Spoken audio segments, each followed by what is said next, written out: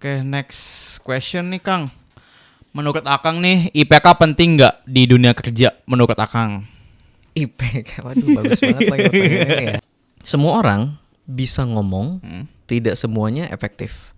Semua orang bisa ngomong, tidak semua punya gestur yang sesuai. Sesuai, betul. Dan ini terakhir, paling menyakitkan. Semua orang bisa ngomong, tidak semuanya akan didengar. Oke, Iya nggak? that's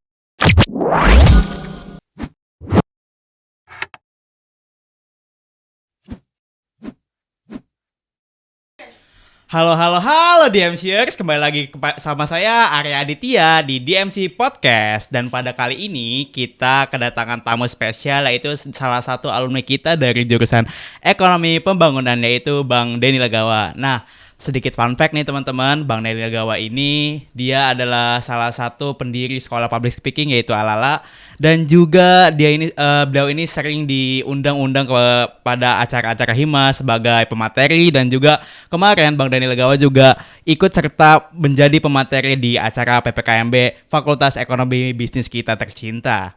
Nah, topik yang akan dibahas pada kali ini juga kita akan membahas topik yang sangat menarik tentunya, yaitu kampus versus dunia kerja. Selamat pagi Bang. Selamat pagi, Kang siapa namanya? Nama saya Arya. Oh, Kang Arya. Ya. Baru ketemu nih hari ini ya. Sebenarnya saya udah ketemu abang lama Oh, sih iya. Bang. Oke, Ya, oke. 3 kali 4 kali ketemu kayaknya Bang. Gimana hari ini kita? Baik, gimana Bang tadi? Macet gak ke Untirta tercinta kita ini? Semacet-macetnya Kota Serang kayaknya masih bisa Bisa gitu. lah ya, nggak Aman semacet lah. ibu kota kita. Betul. Oke Bang, ini kan abang baru kesini lagi nih. Kayak reaksi dengan perubahan kampus yang sekarang, reaksi abang nih kayak gimana nih Bang? Panas ya. Karena Biasalah. pohon-pohonnya mungkin baru ditanam Iya, betul, Bang. kan gitu. Kalau dulu saya ngampus masih di Pakupatan. Jadi cenderung lebih adem karena gedung-gedungnya tinggi dan sekat-sekatnya juga berdempetan kan. Iya betul Pak. Jadi adem banget. Tapi saya boleh request sesuatu nggak? Apa tuh Bang? Boleh, Saya Bang? nggak mau dipanggil abang, Maunya ini apa? Akang aja. Oh, Akang aja. Karena saya orang Banten asli, Oh baik Bang. ya kan? Wah, Gitu. betul. Kang Denny aja. Oke, Bang Denny. Oke. Baik. Saya kira mau dipanggil yang mulia tadi. Enggak. Yang maha kuasa. boleh.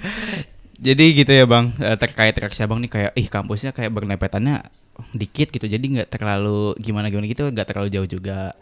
Baik. Tapi keren sih, kayak pertama masuk tuh kayaknya bisa membuat orang-orang kagum ya kampus ini. Jadi kayaknya kalian layak bangga deh sama kampus ini. Betul Bang, emang harus layak bangga. Ya mungkin jam 10 ke atas udah panas dikit ya teman-teman. Ya. Baik Bang, selanjutnya itu tanggapan abang nih mengenai statement kuliah itu bisa ngebentuk orang jadi profesional, itu statement abang tuh kayak gimana Bang menurutnya? Kalau kuliah ya menurut saya ya mungkin kata-kata dari Pak Rocky Gerung ada benernya juga ya. Sebenarnya kuliah tuh kayak ngambil ijazah kita aja gitu loh.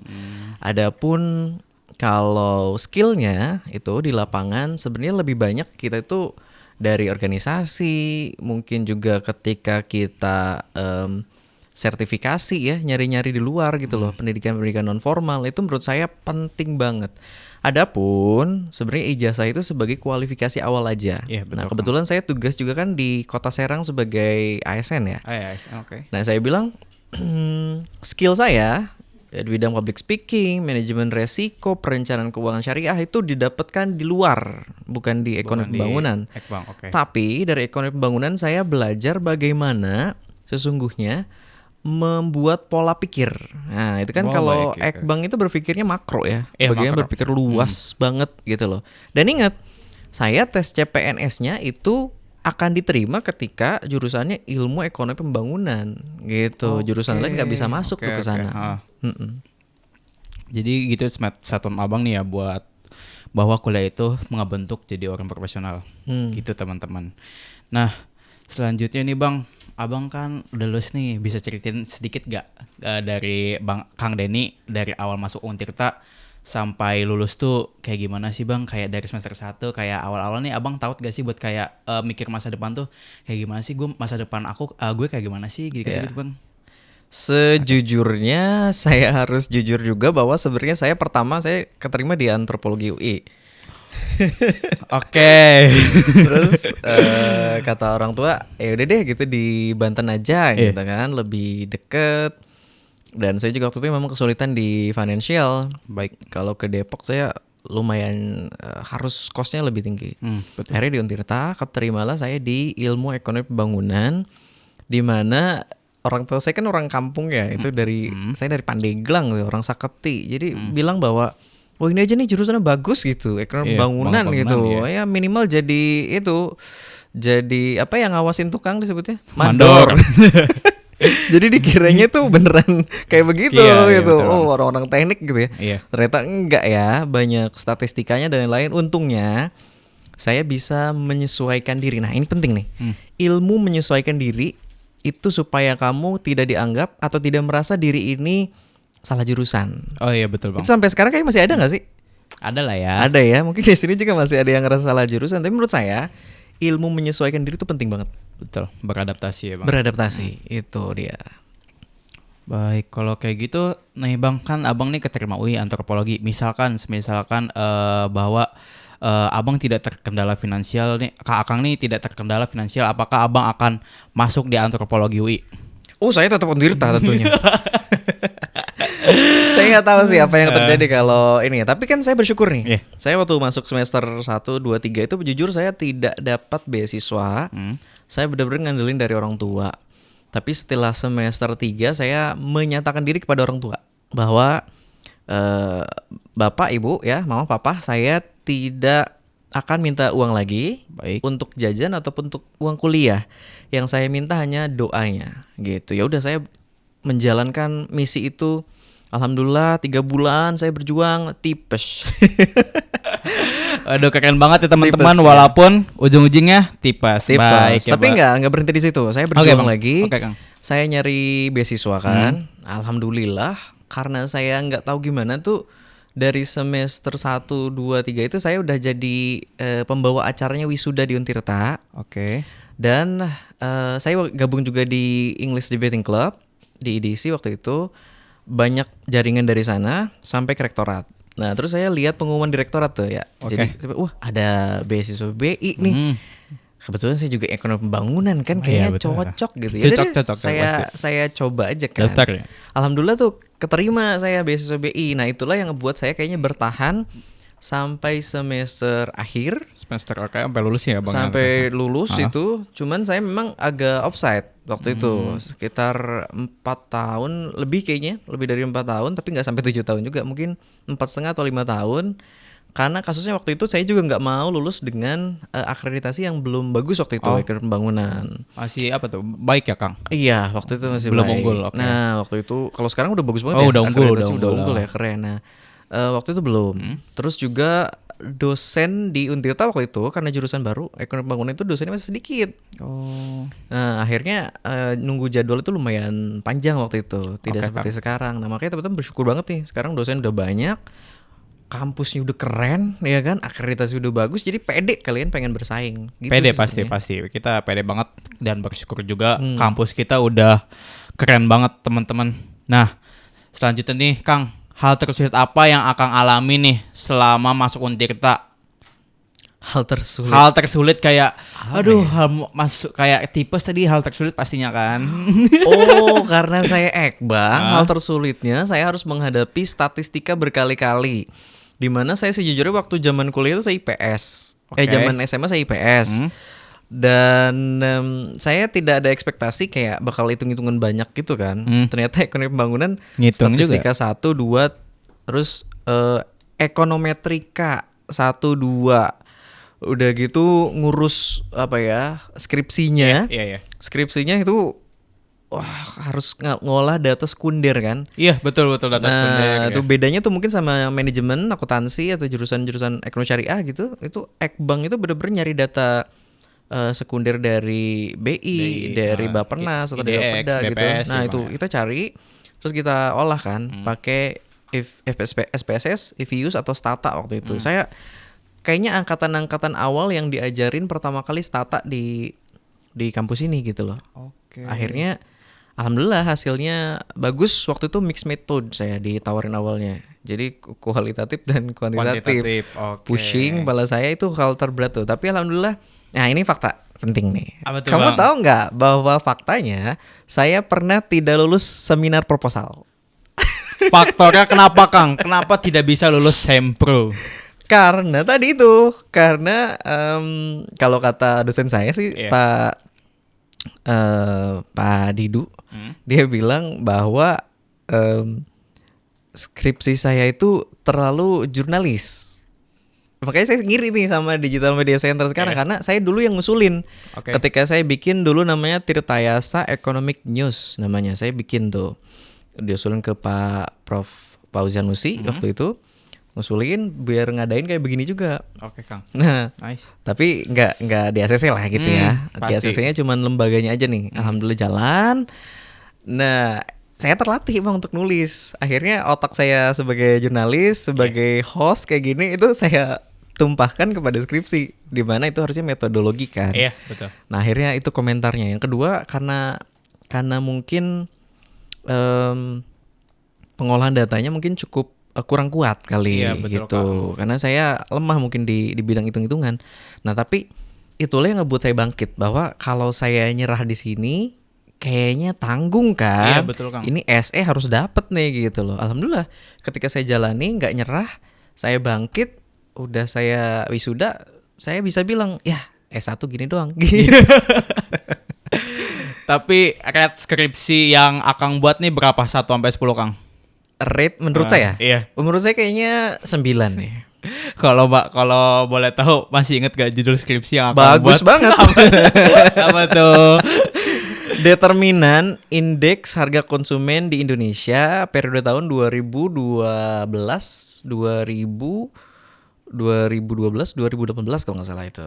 Oke. Jadi saya meneliti inflasi sebenarnya. Oke. Kan inflasi di kita itu ada kisarannya. Ada kisaran tertinggi dan terendah. Inflasi itu kan jangan terlalu tinggi banget. Iya.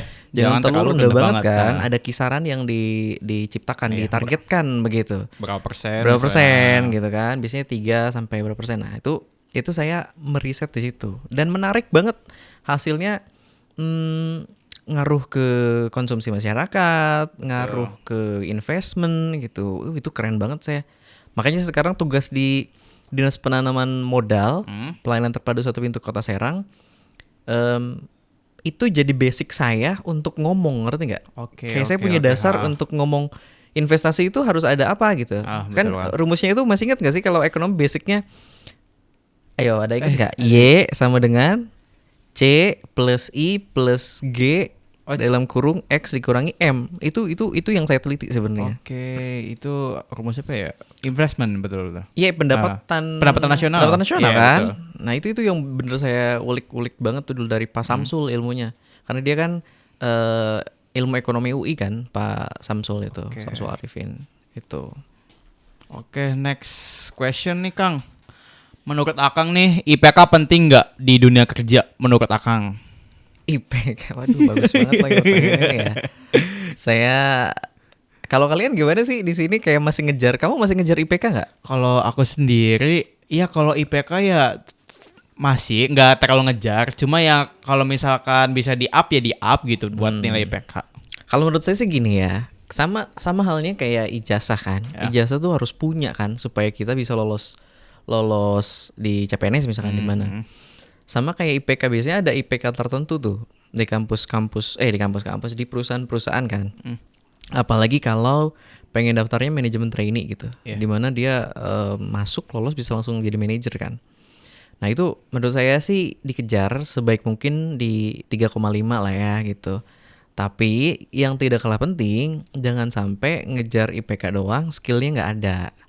Skill kayak public speaking, skill kayak manajemen risiko, ya kan, perencanaan keuangan, syariah atau konvensional, terus juga negosiasi. Itu menurut saya juga tidak kalah pentingnya. Betul. Jadi kalau ibarat kata ya gitu ya istilahnya gitu, analoginya ini ijazah sama IPK tuh kayak relnya nih, relnya. Baik. Nah, terus si skill tadi ada di mana? Skill tadi itu berdampingan dengan mereka gitu. anggaplah dia jendelanya, atau si kereta kalau nggak ada jendelanya nggak ada kan serem Iya. juga ya. Nah itu untuk mempermanis si keretanya biar jalannya mulus dan lancar gitu ya. Kira-kira gitulah. Oke. Masuk akal ya? Masuk Masuk masuk akal masuk ya? gak guys? Masuk lah ya. Iya. Oke Kang, kalau misalkan mengenai skill-skill tadi ya, menurut Abang nih yang harus yang harus dibentuk dari mahasiswa semester 1 hingga lulus tuh soft skill apa atau hard skill apa yang harus kita buat gitu Bang, yang harus kita improve nih, kayak gue harus ningkatin skill ini nih biar gue tuh bisa kepake di dunia kerja atau apapun itu Bang. Ini juga yang saya alami waktu dulu saya kuliah ya. Saya tuh bingung gitu deh, kayak aduh saya ini ekonomi pembangunan udah punya skill ini, tapi apakah iya saya sudah bisa bersaing dengan ilmu ekonomi UI gitu kan? Kalau saya langsung gitu tuh, Nah, iya. apakah Oke, saya Kang. bisa bersaing sama ekonomi pembangunan Unpad gitu kan? Anak Iya. Untirta bisa nggak? Pesimis gitu. ya Bang, ya Iyalah. pesimis dulu Kang ya. Dari situlah, Iya. tapi saya resah gitu, kayak harus gimana ya? Iya. Lu bayangin gak sih, saya nih ya, anak ekonomi pembangunan, tapi bikin sekolah public speaking aja. Ya kan, harusnya kan anak Ilkom tuh. Iya, harusnya anak Ilkom masuknya, tapi ya Akhirnya, buat Ekbang iya that's kita good monopoli. enough. Anak Oh, Ilkom iya. tahu cara public speaking, tapi tidak tahu cara berbisnis. Makanya saya Oke. cari tuh peluang-peluang itu. Oke. Sambil saya tahu karena ini tuh dibutuhkan oleh banyak orang jurusan apapun, bener nggak? Betul Bang. Apapun pekerjaannya butuh public speaking, bener nggak sih? Pasti. Makanya kata-kata saya di Instagram tuh saya selalu bilang, semua orang bisa ngomong, tidak semuanya efektif. Semua orang bisa ngomong, tidak semua punya gestur yang sesuai. Sesuai betul. Dan ini terakhir, paling menyakitkan. Semua orang bisa ngomong, tidak semuanya akan didengar. Oke. Iya nggak? That's That's why why. I create that company ya, to hire you all. Sebenarnya kalian nih punya alumni yang kayak saya atau yang lain yang pada keren-keren tuh, punya sekolah public speaking, punya apa, punya perusahaan apa, ya nebeng kek biar Iya. ilmunya nyantol gitu. Jadi jangan ragu-ragu tuh, dimanfaatkan tuh alumni menurut saya ya. Iya, betul Kang. Gitu. Jadi itu penting sih buat saya, soft skill public speaking, soft skill negosiasi, bagaimana critical thinking, itu yang saya Iya, dapat dari betul, Kang. IDC dulu. Jangan sampai anak FEB pinter gitu ya. Oh, anak akuntansi hitung-hitungannya keren. Akuntabel Anak lah pokoknya. manajemen, manajemennya keren ya, memanajemen organisasinya keren, Ekbank keren, Ekshars keren, anak D3 keren. Tapi basic skillnya nggak ada. Hasilnya nol menurut saya. Kenapa? Karena di interview minimal lu diwawancara. Betul Kang. Harus ngomong dong. Iya. Jangan sampai IPK-nya udah bagus, skillnya keren, tapi sebelum ke sana CV-nya udah bagus, diwawancara nggak bisa ngomong. Ya. Akhirnya nggak diterima deh kerjanya. Oke Gitu. Kang. Tapi kalau menurut Akang nih, organisasi itu bisa ngebentuk soft skill kita gak Kang? Menurut saya kalau kita benar-benar bisa memaksimalkan jaringan di organisasi, interaksi yang ada di organisasi itu penting banget. Oke Kang. Saya dulu banyak ikut organisasi. Nah, terutama saya kan gabungnya di GNB ya, itu Iya. beasiswanya Bank Indonesia. Iya betul Kang. Saya jadi ini ada anak GNB nggak? Jadi saya tuh jadi ketuanya di Untirta. Saya juga jadi ketua wilayah Sebanten. Wih, Itu keren, jadi keren, Untirta sama UIN tuh saya ketuanya waktu itu. Oke. Makanya jaringan yang saya punya sampai sekarang alhamdulillah tuh membuat pola pikir saya juga interaksi sama orang BI yang benar-benar perfeksionis kan. Orang-orang BI itu standar saya tinggi akhirnya dalam Oke. bekerja sampai saat ini. Terima kasih Bank Indonesia. Terus juga ya di organisasi eksternal saya juga ada, saya di PMII, terus juga di Ansor, di KNU-an, di lembaga zakat NU, saya gabung semua dalam rangka bagaimana membuat diri saya ini bertambah banyak skill yang dimiliki Oke, sebenarnya. upgrade diri ya, Upgrade Kang. diri tadi. Ah. Dan ingat, ketika udah gabung sana jangan sampai cuman jadi panitia Iya, udah aja selesai. Jadi nggak belajar kayak Nggak- dari apa sih gitu. Nggak belajar Ya. gitu. Belajar perencanaan keuangan, Ah. membuat acara segala macam gitu ya. Sampai jangan, ini yang paling penting, berinteraksi dengan tokoh-tokoh hebat. Iya betul. Setiap Kang. organisasi pasti ada tuh tokoh hebatnya tuh. Di BI ada gubernur BI-nya, ada Betul. kepala perwakilannya. Di organisasi kalian pasti ada tokohnya tuh, tokoh Muhammadiyah, tokoh NU, atau tokoh-tokoh lainnya. Iya betul Kang, tokoh-tokoh besar. Tokoh-tokoh bener. besar Ah. itu jangan sampai kalian nggak bisa interaksi sama mereka. Minimal pernah foto lah gitu Iya, ya. betul, Kang. Gitu, itu penting tuh menurut saya. Oke, next nih Kang, kita bahas magang. Nah, Kang Den ini bisa cerita sedikit gak pas kakak magang tuh, kakak pernah magang di mana, kakak magangnya ngapain, itu gimana Kang? Saya jujur magang itu nggak kayak sekarang ya. Iya. Sekarang tuh ada apa sih fasilitasnya namanya magang bersertifikat. Iya, magang bersertifikat ya. Kalau zaman dulu tuh nggak ada gitu. Jadi bener-bener inisiatifnya sendiri Oh, gitu. cari sendiri. Iya, Oke. inisiatif sendiri. Kampus itu memfasilitasi suratnya aja. Saya dulu di BI udah jelas. Oke. Karena saya ketua GNB. Udah gitu saya dari BI pun dapat program sertifikasi public speaking. Itulah yang pertama kali ngebuat saya bisa bikin sekolah public speaking pertama di Banten. Oke, Kang. Terus saya kenal sama Pak Tantowi Yahya akhirnya. Jadi saya bukan magang sih, lebih kepada interaksi. Oh, interaksi. Saya interaksi baik, banyak sama Pak Tantowi Yahya. Terus orang-orang lainnya di bidang public speaking namanya Hilbram Dunar atau almarhum udah meninggal. Terus juga di KNU-an saya di organisasi NU banyak tuh ketemu tokoh-tokoh NU. Jadi magang saya itu magang singkat kali ya. Jadi kayak ketemu ya udah saya ngobrol, ngulik ilmu. Terus gimana caranya saya dapat nomornya atau kontaknya atau DM-nya atau emailnya. Sehingga saya kalau ada sesuatu saya laporan. Nah, ini jangan sampai lupa nih. Kalian nih teman-teman ya. Kalau mengenal sesuatu sama tokoh, terus dia tuh senang banget sama kalian, laporkan apapun, sekecil apapun progres di kehidupan kalian. Oke. Kenapa? Karena kita belum bisa ngasih uang atau benda ataupun hal yang berharga untuk dia. Tapi ketika kita bisa ngasih perkembangan kehidupan diri, kita, itu seneng loh dia. Baik. Itulah mungkin yang disebut dengan silaturahmi ya kan? Betul Kang, betul. Gitu, jangan lupa lah kabarin orang yang berjasa buat kalian, ke orang tua, ke kakek, nenek, yang ngasih kalian biaya kuliah tuh kabarin hal-hal baik gitu loh. Oke Kang. Jadi next, apa perbedaan yang signifikan antara perkuliahan sama dunia kerja Abang nih Kang? Kalau saya apa ya? Saya bingung jawabnya. Bedanya ya mungkin lebih banyak hal praktis kali ya. Oh iya, praktik ya. Jadi kalau di kampus ya tadi saya bilang mungkin diajarkan rumus kan. Seperti ini harusnya gitu kan. Terus di skripsi ataupun saya di S2 di tesis, saya minta doanya saya mau doktor nih bentar lagi. Amin. Iya, mudah-mudahan keterima. Jangan lupa doain ya teman-teman, Kang Daniel Lagawa ini lagi mau S3. Terus bedanya tadi ya, kalau skripsi tesis itu bagaimana pola pikir kita itu jadi tertib gitu loh. Ada metodologinya kan. Metodologi pasti. Nggak bisa asal ngomong kan gitu. Makanya saya seminar proposal saya nggak lolos kan. Karena saya asal ngetik tuh mungkin apa yang di otak gitu. Nggak bisa, ada metodologinya, ada dasarnya. Ada dasar hukumnya, dasar pola pikirnya, teorinya, jurnal dan lain sebagainya. Tapi kalau di dunia kerja itu sebenarnya lebih kepada skill tadi. Bagaimana menyesuaikan diri dan di tengah-tengah ketidakidealan fakta di lapangan, ngerti nggak? Oke. Gitu, jadi sebenarnya ada gap tuh. Kalau di penelitian ada gap research ya. Mungkin di kehidupan nyata tuh ada gap juga gitu loh antara teori sama praktik yang diajarin sama praktik di lapangan. Kita harus bisa menyesuaikan diri dengan cepat. Kalau kata bukunya Prof. Renal Kasali, apa tuh namanya?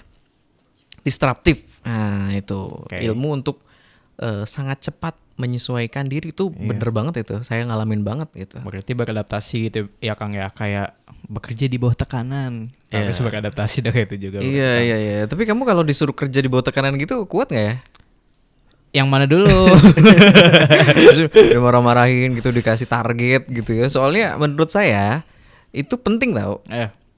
Walaupun mungkin dengan segala ini ya, nanti teman-teman mungkin kalau angkatan kamu bakal bilang ini mental gitu ya. Mental health terus toxic apa dunia kerja yang toxic kan, toxic segala macam gitu. Bisa jadi sih. Tapi menurut saya yang saya alamin, kalau kita masih bisa ngambil hal baiknya, itu bagus tau sebenarnya. Gitu kayak ngambil hikmahnya aja. Kalau saya tuh kayak aduh kemarin saya dimarahin gitu. Saya cari emang kurang saya di mana ya. Nah kan jadinya produktif. Tapi kalau kita kayak aduh kemarin dimarahin, ya udahlah saya mah nggak bisa kali, ya udahlah saya resign aja kali ya. Keras gitu banget ini dunia kerja. Gitu kan. Jadi sandwich generation gitu kan. Gitu-gitu tuh. oke sih buat as a teori, tapi menurut saya teman-teman tuh harus gampang bangkit tahu. Gampang ngedown nggak apa-apa, tapi harus gampang bangkit juga. Jangan sampai teman-teman lemah gitu loh. Harus bisa. Dibentak dikit resign. Jangan sampai lah, harus bisa survive. Profesional pasti. Saya di PNS aja saya bikin inovasi lagi, namanya ASN Berdaya Strip Survival Academy. Oke, Kang. Itu tuh gimana caranya PNS ataupun P3K ya, ASN yang sudah masuk tuh jangan sampai, kata Sri Mulyani pernah ngomong nih, Bu Sri Mulyani pernah ngomong ini. Dia bilang gini, jangan sampai katanya kamu jadi PNS 10 tahun jadi PNS gitu. Kita malah bertambah tidak pintar, ngerti nggak? Iya. Karena kitanya kegiatannya itu aja. Nah, saya menginisiasi itu supaya kita bisa survive. Pelayanan public speaking harus bagus. Pak Lurah gitu ya, Pak Camat ngomongnya kalau ke masyarakat harus bagus Iya, kan? betul, Kang. Ilmu negosiasinya harus bagus. Perencanaan keuangan rumah tangganya harus bagus. Jangan sampai ada PNS terlilit pinjol misalkan. Gara-gara perencanaan betul, keuangan Kang. yang gak bagus gitu. Itu yang saya tularin tuh bahkan ketika saya udah jadi PNS gitu. Oke, Kang. Sangat daging ya, kawan-kawan. Waktu kuliah apa yang Kang Denny harapkan tentang dunia kerja dan jadi kenyataan atau enggak? Gimana waktu kuliah? Jadi waktu kalian ini apa yang kakak harapkan tentang dunia kerja? Nah, itu tuh jadi kenyataan nggak di kehidupan Kang Denny? Sebenarnya banyak yang tidak terwujud. Iya, oke. Apa tuh salah satunya deh, Kang? Iya, karena saya anak GNB, saya ekonomi pembangunan, tentu saja saya pengen kerja di BI dong. Tapi ternyata cukup sampai magang saja gitu, karena tesnya gila susah banget PCPM BI itu. Apa tuh, Kang, kalau boleh tahu tes Ada yang mau masuk BI ini? 11 tes itu, mulai dari administrasi apa segala macam gitu ya. Itu lumayan itu, sampai tes kesehatan itu panjang prosesnya kalau nggak salah. Ya selamat buat teman-teman yang keterima ya di PCPM BI gitu. Tapi saya juga merasa bersyukur sih dengan kehidupan yang saya dapat sekarang. Maaf ya, mungkin PNS atau ASN itu dahulu ya terkenal dengan kerjaan yang monoton, pemalas dan lain sebagainya. Ketika Sekarang saya juga. masuk, sekarang juga bagi beberapa oknum, Iya, oknum gitu baiklah. kan. Nah, tapi kan ketika saya masuk dengan settingan saya yang swasta banget nih, karena saya dulu sempat di BRI juga, dengan idealisme saya dulu pernah di BI gitu ya, itu saya menggunakan metode itu di pemerintahan. Hasilnya keren banget. Jadi standar pelayanannya jadi nambah, survei kepuasan masyarakatnya jadi nambah, terukur ya. Terukur pasti. Terus juga kotor sedikit gitu saya nggak mau. Kantor saya masyarakat tuh ngelihat kotor tuh saya nggak mau. Iya pasti. Ya, gitu. Nah itu termasuk ngelayanin masyarakat betul, dengan betul, ramah, senyum gitu kan. Itu penting banget tau. Menurut saya bisa dipraktekkan di pemerintah daerah. Jadi buat bapak-bapak ya yang ini anaknya nonton terus bapaknya kerja di Pemda, boleh kerjasama sama kita sebenarnya di ASN Berdaya Survival Academy. Gitu. Jadi biar standar pelayanan kepada masyarakat itu naik. Masyarakat tuh butuh tahu dilayanin dengan nyaman dan aman. Pernah nggak kamu misalkan bikin KTP atau bikin apa, terus pas bikin petugasnya diketusin paling nih isi aja formnya gitu kan. Iya kan? Iya pasti gitu. Bete gak sih kalau kayak gitu kan sebagai masyarakat gitu loh.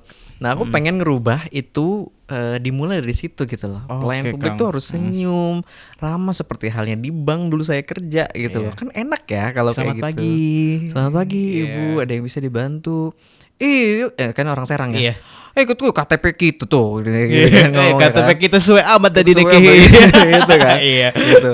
Atau enggak orang Sunda, iyo apa guna mak iyo leungit cenah KTP gitu kan. Leungit KTP urang. Terus yuk cenah hoyong ngadamel iyo naon teh cenah kamari nip nomor induk berusaha. Oh, tiasa Ibu gitu kan. Kita layanin juga dengan bahasanya dia, terus juga baru ke bahasa Indonesia. Boleh Ibu kita bikinin izin usahanya gitu, diterima keluh kesahnya sampai terjadi solusinya. Makanya saya punya prinsip begini, masyarakat itu kalau datang ke kantor Pemda, dia awalnya cemberut karena punya masalah, keluar itu harus senyum. Betul. Kenapa? Artinya dia puas dengan pelayanan. Jangan sampai ini cemberut pas pulang cemberut juga marah-marah. itu harus dihindari. Apa sih bikinnya ribet banget, apa dilempar sana lempar sini ya. Gitu. Oke. Oke Kang, next. Mending stres di perkuliahan atau di dunia kerja? Mending stres di dunia perkuliahan atau dunia kerja? Iya. Kayaknya lebih baik stres di dunia kerja deh. Why? Dapat duit, bro. Oke.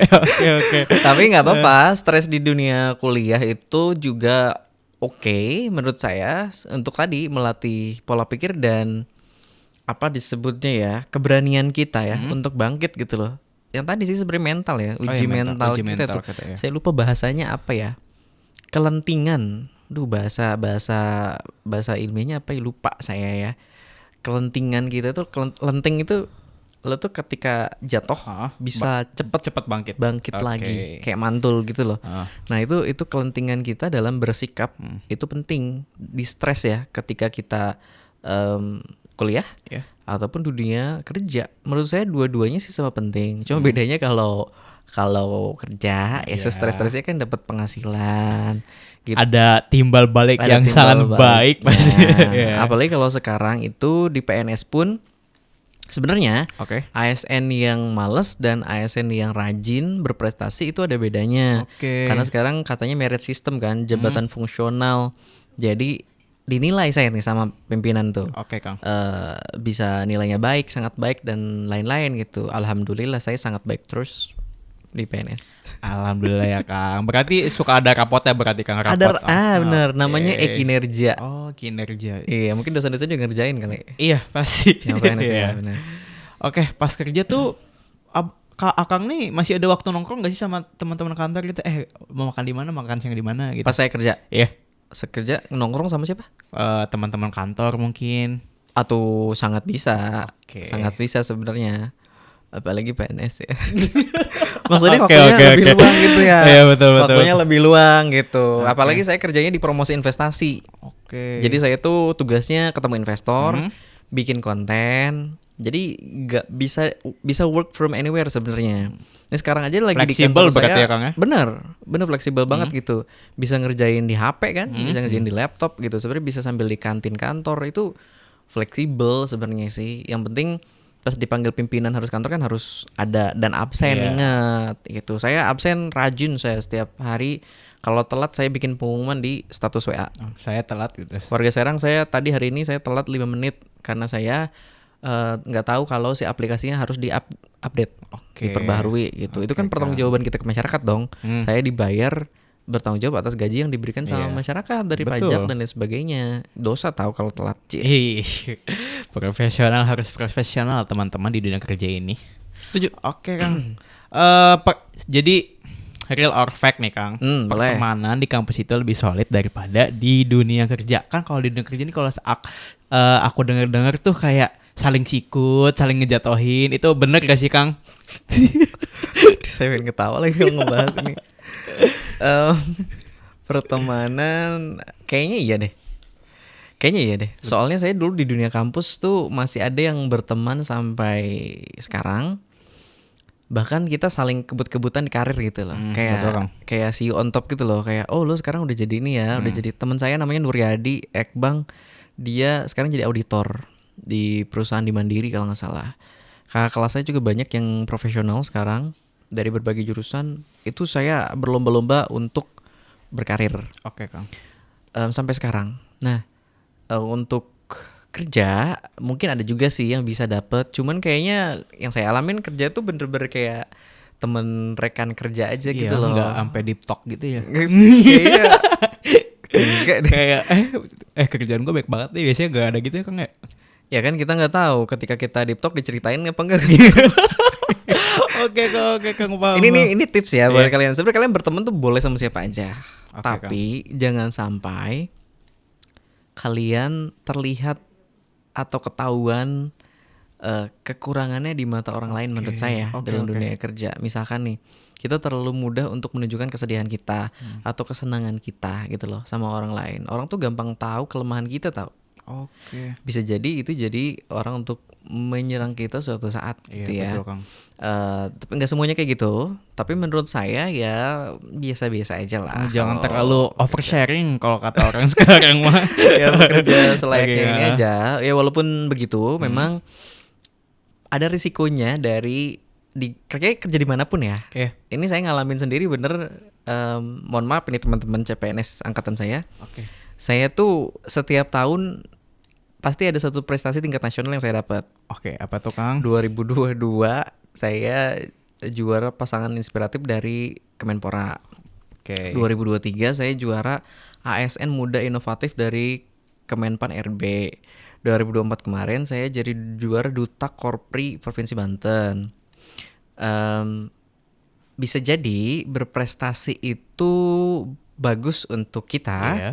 tapi kita juga harus tahu bahwa bisa jadi ada orang Orang di lain. luar sana yang mungkin nggak suka kali ya, mengiri gitu ya. Tapi nggak apa-apa gitu loh. Kalau irinya buat membuat dia produktif jadi lebih baik lagi, Iya. bagus. Tapi kalau Yang- misalkan buat produktif, buat nyerang gitu kayak ini cara ngejatuhin orang ini gimana sih? Nah gitu kan jadinya nggak bagus. Iya, Makanya betul, Kang.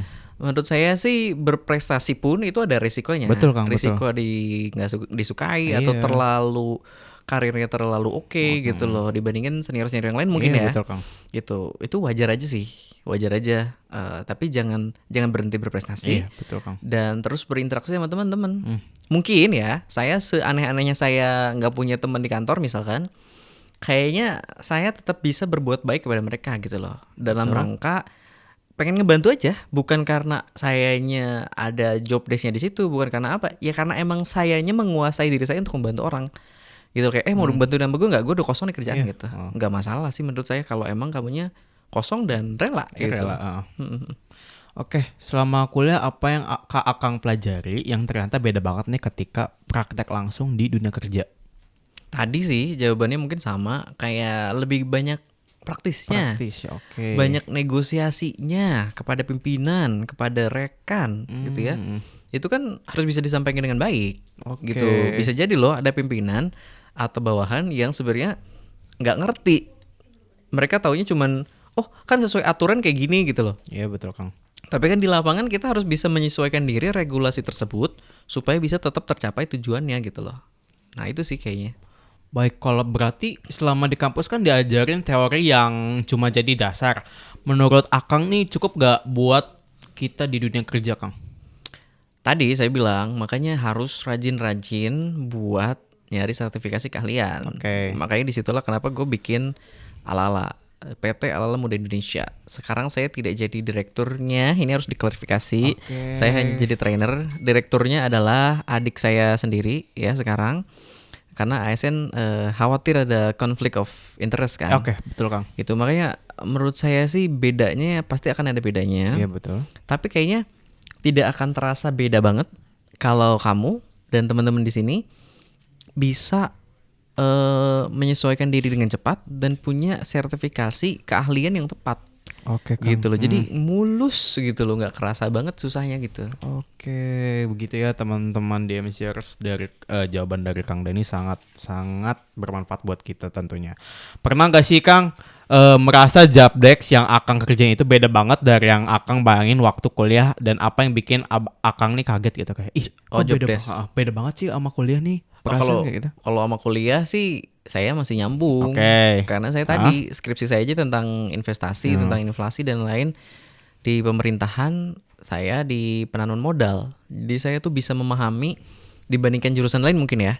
Saya tuh jauh bisa lebih memahami bagaimana sesungguhnya secara teori dan praktek di lapangan itu bisa berjalan gitu loh.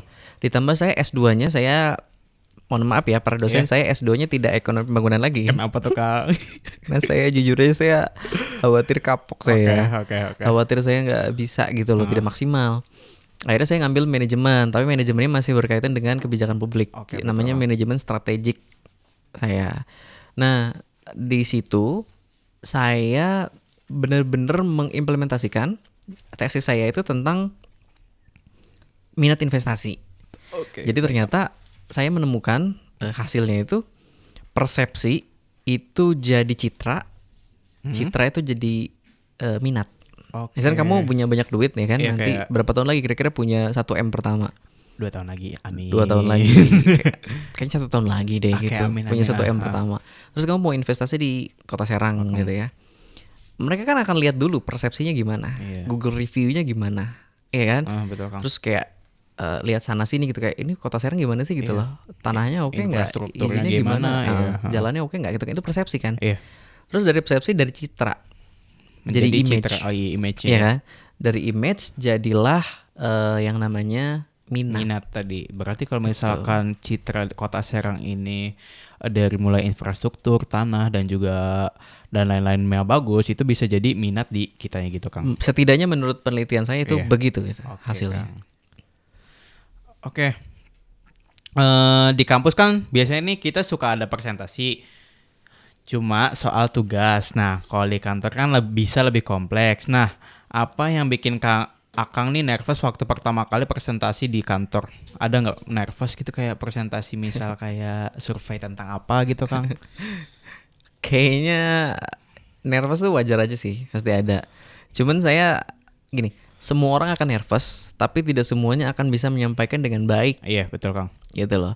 Saya nervous, tapi saya bisa menyampaikan dengan baik. Kenapa ya? Trainer public speaking, bro. Iya, boleh tuh, Kang. Ajarin dong, Kang. Gitu kan, Iya. boleh. Iya, boleh. Nih, makanya saya buka beasiswa khusus buat anak FEB. Oke, Kang. FEB Untirta. Apa benar lah ya tentunya. FEB Uniba juga deh. Karena saya S2 di sana. Oke. Boleh buat anak FEB pokoknya ya. Iya. Yang benar-benar punya niat, saya tuh lagi buka beasiswa sebenarnya. Beasiswa bicara ala-ala, namanya itu sekolah public speaking gratis tapi reguler, seharga kelas yang eksklusif gitu. Kalau mau DM aja ke Instagramnya @alala.tnd. Oke. Udah stalking tuh saya, Kang. Udah dari dulu malahan. Alhamdulillah. DM aja, jangan ragu. Oke, gitu. siap, Kang. Apa masalah paling umum di dunia kerja Akang dan gimana cara Akang ngadepinnya masalah paling umum nih, kayak misalkan apa ya? Mungkin ada kendala gitu di kerjaan Akangnya? Kendala apa ya? Iya. Saya bingung tuh kalau ditanya kendala tuh. Soalnya saya kalau ada kendala tuh langsung saya pengen beresin. Hmm. Jadi nggak pernah keinget sampai Mau tidur. panjang. Iya. Enggak gitu, kayaknya saya enggak deh. Saya tuh terbiasa untuk menyelesaikan masalah dengan cepat. Hmm. Dari dulu, dari zaman Oke. kuliah. Mungkin itu yang jarang dimiliki sama skill sekarang. Oke.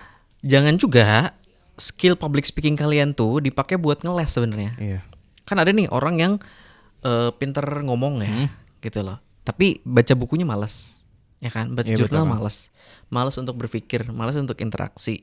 Akhirnya jebakannya ngomongnya dia ini dipakai untuk ngebantah doang gitu loh. Oke. Nah itu juga kontra terus ya, iya Kang, ya? terus kan kayak Ah. gitu untuk nolak kerjaan dan lain sebagainya. Menurut saya itu jangan sampai ada sih. Kalian tuh pinter ngomong harus, Oke. tapi diisi juga nih pemikiran kalian gitu loh. Harus bisa baca buku dan lain sebagainya sehingga yang kalian omongin itu ada isinya. Oke. Yang kedua, kita bisa secara objektif memberikan opini, memberikan pendapat gitu loh. Oke, Kang. Setidak-tidaknya, oh Bu atau Pak, gitu, kepemimpinan kita berdasarkan pengalaman yang saya dapatkan Iya. atau bacaan ini, hasilnya begini Pak. Gimana Pak? Mohon pertimbangannya Iya. dari mereka. Kan mereka tetap memutuskan. Pasti. Kayaknya kendalanya itu deh. Oh, Bagaimana oke. berinteraksi dengan atasan ke bawahan dan bagaimana menjadi mediator yang handal ketika kita ada di tengah-tengah. Oke. Misalkan kita punya staff nih, Ah. saya kan punya staff honor tuh di dinas. Saya PNS-nya, saya harus bisa menyampaikan ide mereka kepada pimpinan kita di atas gitu loh. Oke. Kayaknya itu deh. Tapi jatuhnya bukan kendala ya, saya jadi tantangan. Tantangan tersendiri buat Tantangan Akangnya sendiri. ya. Dan itu saya Oke. pastikan saya harus bisa selesaikan dengan cepat. Oke, jadi langsung satset sikat nih ya Betul. kendala yang ada gitu ya. Lu Kang. ini gak sih pernah gak bikin apa namanya planning dalam hidup kamu gitu? Dalam 5 tahun, dalam berapa tahun, pernah gak? Enggak sih, paling cuma per minggu. Per minggu? Planning per minggu kayak Senin ngapain, Selasa ngapain, ada jadwal apa di mana Wah, gitu kan. itu juga keren. Berarti lebih detail lagi kan? Iya. Nah, maksud saya yang big dream itu per tahun dibikin. betul, Bang. Tapi yang daily emang harus per hari. Hari. Dan harus ada targetnya. Misalkan lo lagi ada masalah kendala apa misalkan apa ya? Masalah mahasiswa apa ya? Misalkan Masalah mahasiswa tuh kayak Tugas misalkan. Oh. Tugas. enggak apa? tugas kendala ini sih biasanya di apa sih, ada masalah di organisasi misal. Oke, masalah organisasi. Iya. Catat dong harusnya. Iya. Misalkan restrukturisasi organisasi. Itu jangan sampai cuman ditulis doang, nggak ada target beresnya. Iya. Nanti kita tuh jadi kepikiran doang. Pening sendiri gitu. jadinya. Iya, pas ngelihat Oke. catatan, ini kok belum beres aja gitu. Betul, Kayaknya harus Kang. ada targetnya deh. Iya betul, Kang. Oke, terima kasih ya Kang Den, ini udah daging banget nih. waktu kuliah kan kita nggak terlalu mikirin tanggung jawab yang gede banget ya Kang Denny ya. Tapi di dunia kerja tiba-tiba harus mikirin banyak hal sekaligus. Gimana sih cara Kang Denny belajar buat mengemban tanggung jawab itu Kak? Sebenarnya sih kuliah juga sama-sama beratnya tau. Oke. Pada versi itu, makanya tagline-nya Alala tuh, saya punya tagline namanya ayo jadi versi terbaik dirimu. Oke. Di setiap eranya, di setiap masanya. Pada saat kita kuliah, kita dapat masalah yang namanya skripsi. Oke Kang. Harus dikerjakan. Belum lagi kalau mau lebaran gini pasti kan ditanyain kan. Iya. Berdosbing. Neng, gimana skripsinya? Itu Kang, gimana skripsinya? Udah beres Iya. belum? Ya kan? Itu nyebelin. Tapi kan kalau cuma dipikirin nggak beres ya. Iya, betul, gitu. Kang. Dan itu Kayak- pasti jadi masalah berat buat kita. Buat kita saat itu, buat kamu saat ini mungkin berat. Buat saya sekarang Iya. gampang. Kenapa? Karena ya elah S1 gitu doang. Udah lewat. Udah lewat. Iya. Terus saya S2 kemarin, gimana ya S2 ini Iya. bisa nggak ya gitu Iya, ketemu bikin profesor-profesor. Udah dijalanin kemarin saya lulus MM. Ya S2 gitu doang gitu. Iya. Pengen S3 deh gitu. Oke. Nah makanya menurut saya masalah itu akan sangat berat setiap masanya. Tapi bedanya orang yang keren dan cerdas adalah orang yang akan terus berusaha bagaimana menyelesaikan masalahnya dengan cepat dengan target tertentu. Oke. Nah itu jangan sampai lupa tuh ya. Gitu. Kamu kayak gitu nggak sampai sekarang? Alhamdulillah enggak, berusaha mengupgrade diri. Nah. Enggak. Oke, waktu kuliah stres paling parah cuma soal ujian dan tugas nih Kang. Kalau di dunia kerja stres lebih banyak datang dari mana-mana nih. Apa cara Akang buat ngurangin stres itu Kang? Cara tersendiri Akang kayak mulai dari planning lah, kayak mau kayak saya ini mau gimana dong gitu. Atau gimana Kang? Cara mengurangi stres Akang gitu. Mengelola stres ini sebenarnya pertanyaannya kayak tadi nih mirip nih.